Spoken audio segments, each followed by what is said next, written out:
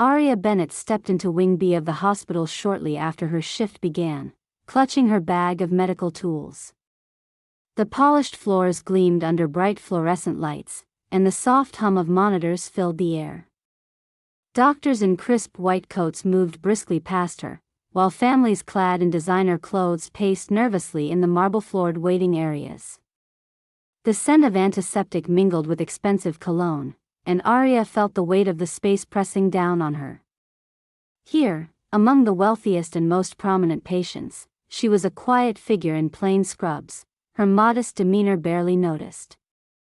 She moved carefully, focused on her duties, checking equipment, preparing supplies, double-checking sterile bags. Her fingers were steady, her voice soft when nurses gave her instructions. It was just another shift for Aria, who had long ago learned to blend into the background and let her work speak quietly for itself. Suddenly, the shrill beep of a monitor shattered the relative calm. A frantic doctor hurried toward the ICU, where a famous child patient lay dependent on a life support machine. The machine's screen showed a critical error. Its function had ceased during a crucial moment in surgery. "Aria," barked Dr. Everett, a senior physician with a haughty air. "Did you disconnect this machine?" His voice echoed through the corridor, sharp as a whip. Eyes turned toward her. Whispers rippled through the gathered staff and family members clad in silk and tailored suits. Aria's heart clutched painfully as fingers pointed in accusation. "It must have been her," someone murmured. "She's so careless." Flushed and trembling, Aria found herself cornered. Her protests were drowned by scorn and disbelief. Hospital supervisors approached, their faces cold and unreadable. "You're suspended immediately," one said flatly. With head bowed and heart breaking, Aria gathered her things and left, the eyes of the elite tracking her every step as she disappeared into the cold evening air. She knew she was innocent. Aria Bennett closed the door to her small apartment behind her, the hollow click echoing in the silence. The dim light from the street lamp seeped through the grimy window, casting long shadows across the cramped living room. She sank onto the worn-out couch, her legs heavy and mind swirling with the events of the day. Tears pricked her eyes as memories of the hospital corridor replayed, those accusing stares, the sharp tone of Dr. Everett's condemnation, the cold dismissal from her supervisors. She had always felt a quiet pressure in the hospital's upscale wing, the unspoken divide between those in crisp white coats catering to the elite and employees like herself, a simple technician barely noticed unless something went wrong. Now, that unnoticeable presence had become a target. Suspended on suspicion, her reputation already smeared across whispered conversations in sterile hallways. The weight bore down harder than any medical equipment she'd ever had to carry. Days passed in a haze. Aria's appetite vanished, and meals sat untouched on her modest kitchen table. Sleep was fitful, dreams tangled with the image of the life support machine flashing its error message, an accusation that felt both unreal and suffocating. Her usual light chatter with neighbors or friends dwindled to silence, her voice trapped behind a wall of shame and despair. In the quiet moments, her thoughts drifted back to who she once was, a stark contrast to the overwhelmed technician the hospital had just cast aside. Flashes of her past passed vividly through her mind. She had been a brilliant student, a force to be reckoned with in her small hometown.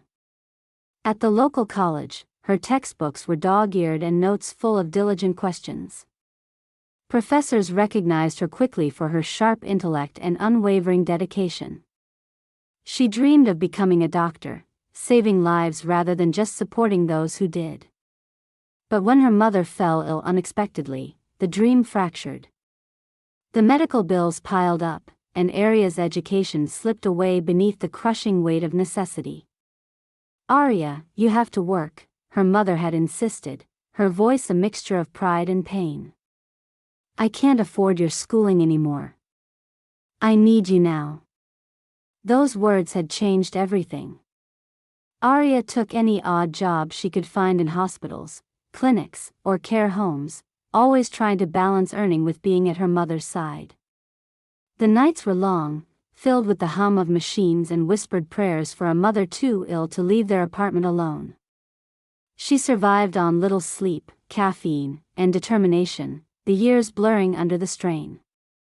Then came the months of studying medical technology at night, classes that stretched her thin but offered a glimmer of a future when she might find steady work with more dignity and security. Finally, when she landed the technician position at the hospital, a small victory felt monumental.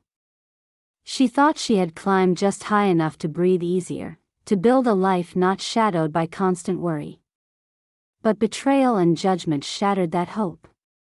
The glint of the high-status patient's jewelry, the polished floors, the chatter of luxury, none of that felt reachable now.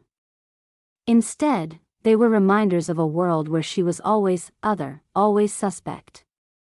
Her thoughts weighed heavy with guilt she didn't deserve and the overwhelming urge to prove something to the cold faces that condemned her. Yet, beneath that guilt simmered a deeper frustration. How could something so crucial be pinned on her when she'd done nothing wrong? How could the people she trusted so readily turn their backs? One night, as the city lights dimmed and the streets quieted, Arya stood by her window, looking out at the distant hospital towers gleaming faintly in the darkness.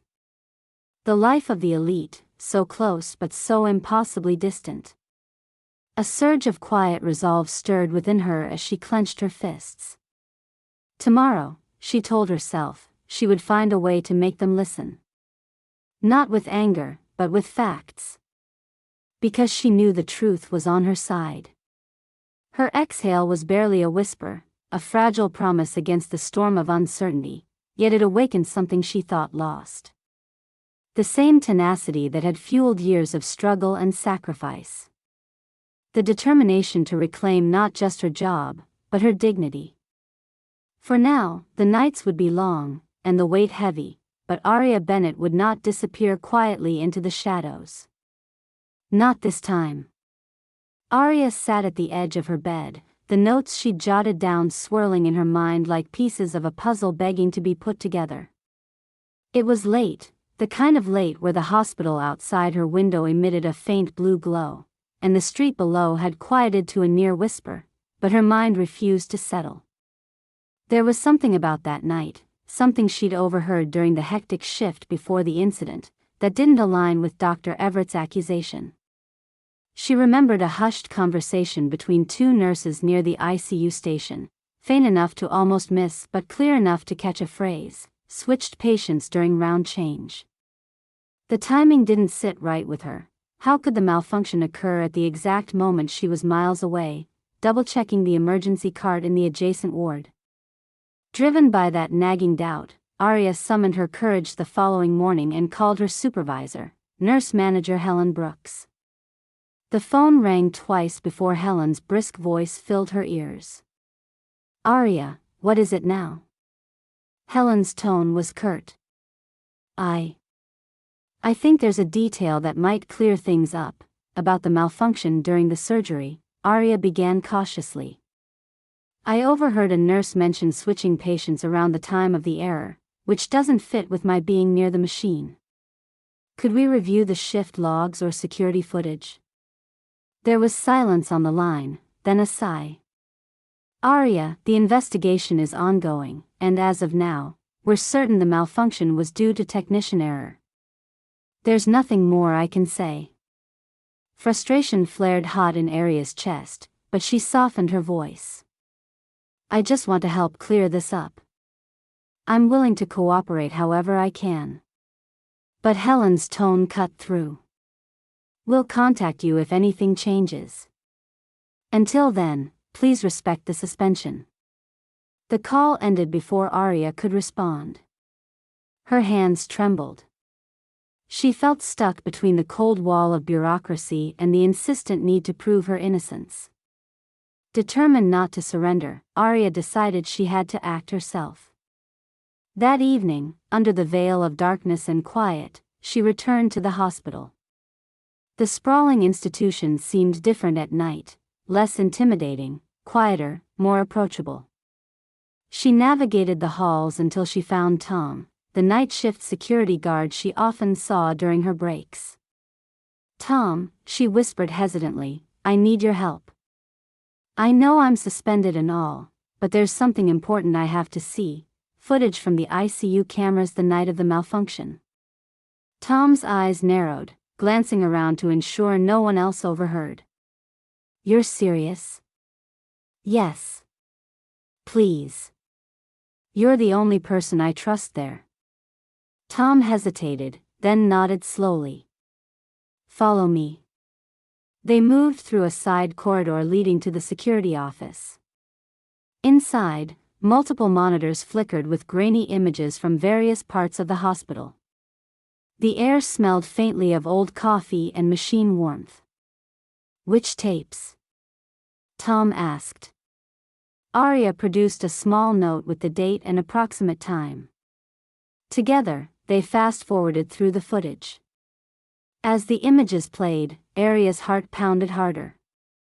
There, on the screen, she saw the ICU's life support machine next to the patient bed, the one connected to the famous child.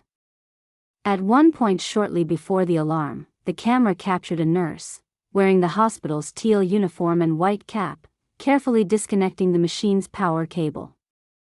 The nurse then moved the machine across the room, reconnecting it moments later. The display screen flickered briefly, matching the timing of the error alarm. Arya's eyes caught something resting on a nearby cart, an open logbook. The camera zoomed in slightly, and though the handwriting was small, it was readable. The nurse's messy script annotated "unplugged machine for repositioning" with a timestamp. "That's what I remembered," Arya said softly, relief and disbelief mixing in her voice. Tom shook his head slowly. "That's Nurse Gregson. He's been around a long time, but I didn't expect this." Arya used her phone to take pictures of the logbook page and the timestamp on the video. Her hands were steady now, filled with newfound purpose. "Do you think this will help?" she asked Tom. "It should. But the hospital might be reluctant to change their story."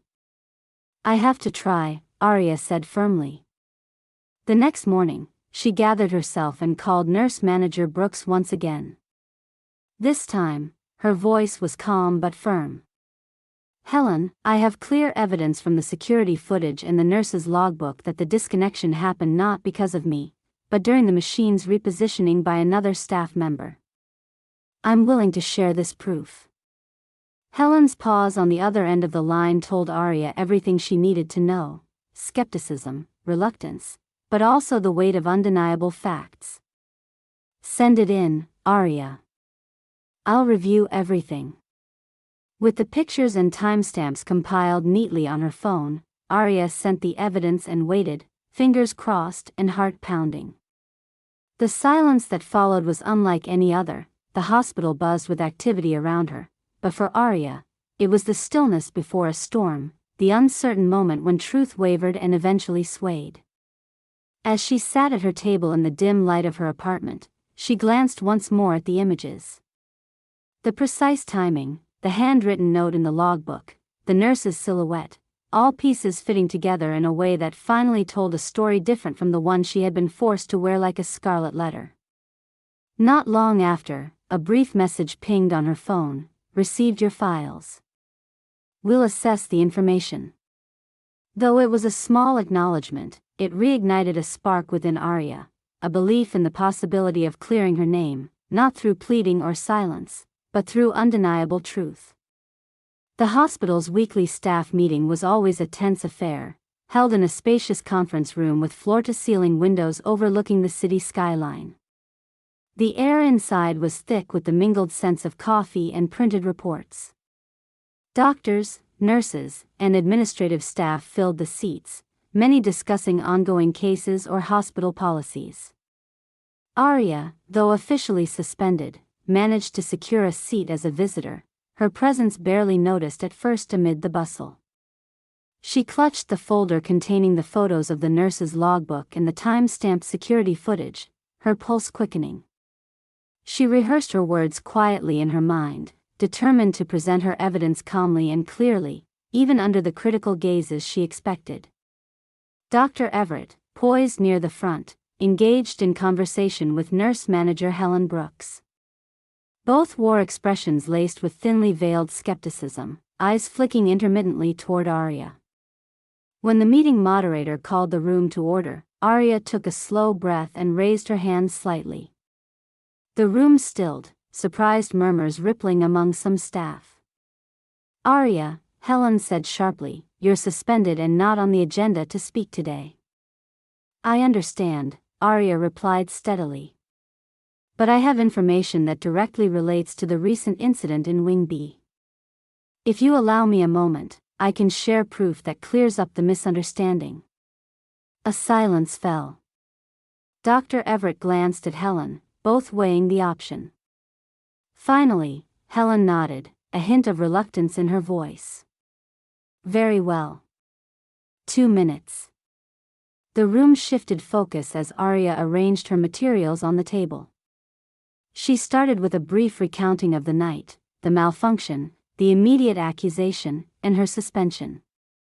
However, she continued, after reviewing the ICU security footage and examining the nurse's logbook, "I found that the temporary disconnection of the life support machine was carried out by Nurse Gregson during patient repositioning. The logbook entry and footage timestamps align perfectly, showing I was not near the machine during the malfunction. The blame placed on me was misplaced." At that moment, she projected the photographs and video snippets onto the screen. The room's atmosphere changed palpably as each image appeared, the nurse carefully unplugging and reconnecting the machine with the logbook clearly visible nearby. Murmurs began among the seated nurses and junior doctors. Some exchanged looks of surprise, others nodded quietly, recognition dawning on their faces. Dr. Everett's confident posture shifted. His jaw tightened, and he rose slowly. "I see the evidence," he admitted, though his voice carried an edge of defensiveness. "But this does not mean that all protocols were followed correctly." Before he could continue, senior nurse Claudia Ramirez, a respected member of the hospital with decades of experience, spoke up. "Dr. Everett, while the incident remains serious, this new information clarifies who physically handled the machine at that time. Nurse Gregson has acknowledged repositioning the equipment, which caused the temporary malfunction. This isn't a question of negligence on Arya's part but rather a procedural oversight by Gregson." Gregory, a nurse seated toward the back, went stiff and flushed visibly under the spotlight. The previous murmurs grew louder as conversations picked up again, this time with a different tone, curiosity and reconsideration replacing skepticism. Helen looked around the room, seeing the shift in attitudes. "Given this evidence," she said slowly, "we will need to revisit the initial conclusions. Arya, your findings warrant a formal review." A mixture of surprise and approval spread among the staff. Some offered tentative smiles toward Arya, while others quietly acknowledged the injustice of the earlier accusation. In the back, Nurse Gregson avoided eye contact, his face paler than usual. The mounting whispers suggested talk of consequences, but he remained silent, eyes fixed on his lap. Arya felt a swell of relief and cautious optimism, her earlier isolation dissolving beneath the weight of truth unfolding in the very room that had rejected her. The meeting continued with renewed energy. Staff debated changes to shift protocols and equipment handling after the incident. Arya quietly answered technical questions from a few nurses impressed by her clarity. When the meeting ended, Helen approached Arya, voice softer now. "Thank you for bringing this forward. I can't promise what will happen, but I assure you, your information will be taken seriously." Arya nodded, feeling the fragile bridge being rebuilt. It wasn't just about clearing her name now, it was about safeguarding patient care and ensuring fairness across the hospital. Outside the conference room, she caught a few lingering glances, some curious, some respectful, small fragments of acceptance she had never expected minutes before. As she left the building that day, the weight of humiliation began to lift. She wasn't just the quiet, simple technician anymore. She was the woman who faced doubt and stood firm with the evidence others overlooked. Her footsteps felt lighter, her resolve stronger. The tables had turned. The following morning, the hospital corridors buzzed with a different energy. Whispers and glances no longer carried accusation but spoke of change and reckoning. Word had spread about Aria Bennett's evidence, and the hospital administration was moving quickly to address the fallout. In the administrative offices, nurse manager Helen Brooks and director of medical staff Dr. Patel convened with senior officials to review the situation. The undeniable proof, logbook entries and ICU footage, painted a clear picture. Nurse Gregson had caused the temporary disconnection of the life support machine while repositioning it, contradicting the earlier, unfounded blame placed on Aria. Helen sighed, rubbing her temples.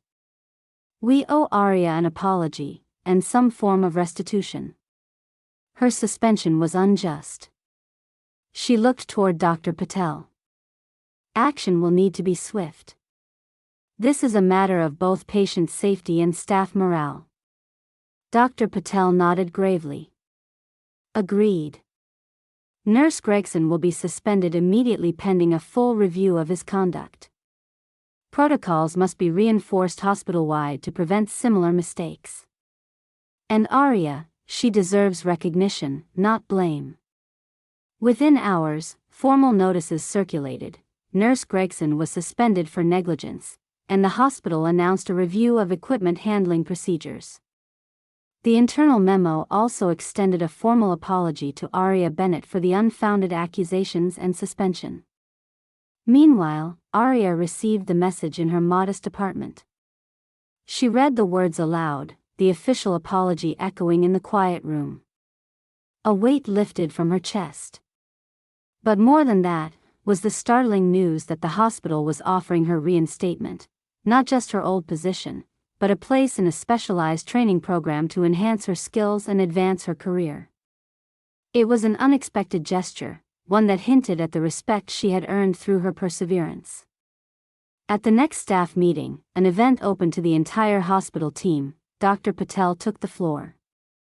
He began by formally acknowledging the mistake made in accusing Aria and praised her professionalism and courage in coming forward with the evidence.